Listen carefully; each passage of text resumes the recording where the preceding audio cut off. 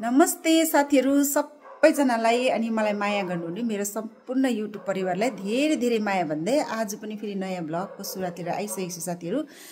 आज चाहिँ म तपाईहरुसँग चाहिँ के शेयर गर्नेवाला छु भने साथीहरु मैले अस्ति ल्याएको थिएँ है यो कटहल अथवा कटर भन्छ यसलाई है। हामी चाहिँ यहाँ लोकल ल्याङ्ग्वेजमा चाहिँ हामी कटर भन्छ। यसको सब्जी बनाउनेवाला छु है।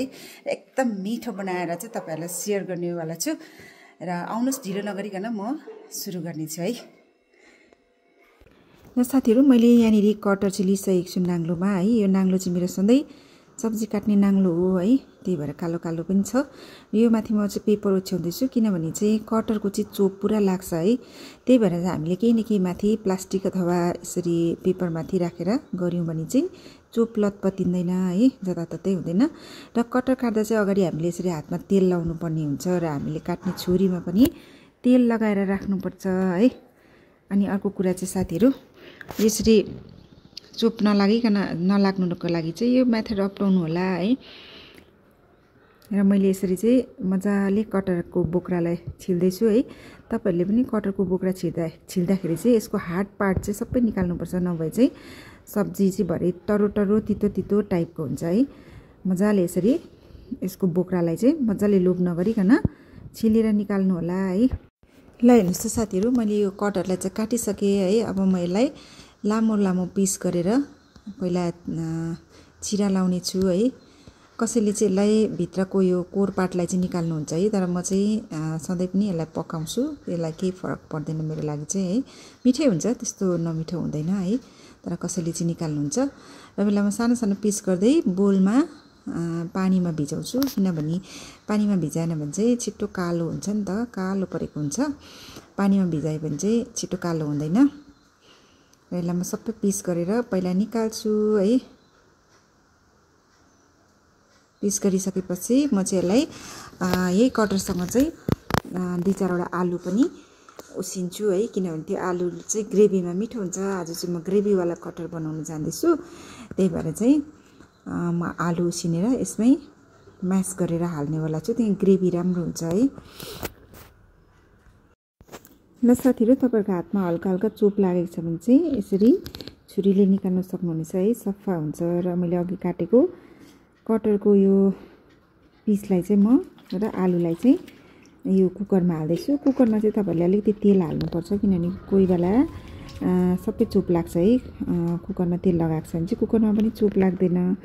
र यसमा चाहिँ म अब अलिकति हर्दी र नुन हालेर बसाउने छु है। ल साथीहरु, यसमा चाहिँ मैले अलिकति पानी हालेर 3 सिटी लाग्नु दिन्छु है। त्यतिन्जेलसम्म सिटी लागिन्जेलसम्म चाहिँ म यो सागलाई काट्दै गर्छु, केलाइ कुलाइ गरेर रेडी गर्छु सागको सब्जीको लागि है। अनि म कटरको सब्जीको लागि मसला पनि रेडी गर्छु। र मसलामा चाहिँ मैले यहाँनिर प्याज काटेको छु है। प्याज अलिक बेसी हाल्नुपर्ने हुन्छ, प्याज र टमाटर। अनि लसुन पनि 4-5 कली रेडी गरिसकेको छु। यहाँ मेरो आलु पनि उसिनिसकेको छ है। 3 सिटी लागेर मैले कटर पनि निकालिसकेको छु र यहाँ त कराईमा तेल हालिसकेको छु। तेल चाहिँ कटरको सब्जीमा अलिक बेसी नै हाल्नुपर्ने हुन्छ सधैँको सब्जी भन्दा। र यहाँ चाहिँ मैले जिरा र धनियालाई पिस्नु रेडी गरेको छु साथीहरु। पिसेर हालेको जिरा धनियाको टेस्ट चाहिँ अलग्गै हुन्छ है। त्यही भएर यसलाई चाहिँ म मज्जाले पिस्छु। र यहाँ चाहिँ मैले प्याज खराइसकेर लसुन हालेँ। लसुन पनि अलिक खारिएपछि चाहिँ म यहाँ अघि पिसेको जिरालाई मज्जाले पकाउने छु है।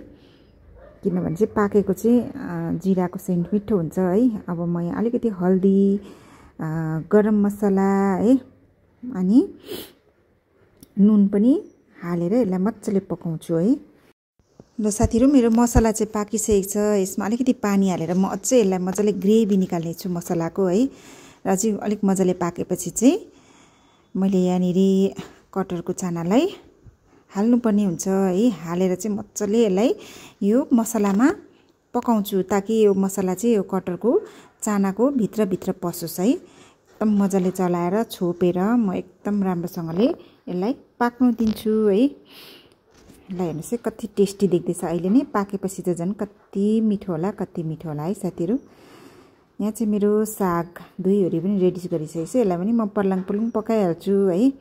मेरो चाहिँ अलमोस्ट कटहरको सब्जी चाहिँ पाकिसकेको छ। ल हेर्नुहोस् त साथीहरू, धनियाँ गार्निस गर्दाखेरि मेरो कटहरको रसवाला सब्जी चाहिँ रेडी भइसकेको छ। आशा छ तपाईहरुलाई भिडियो मन पर्यो होला। Thank you for watching. See you in next video. Bye by.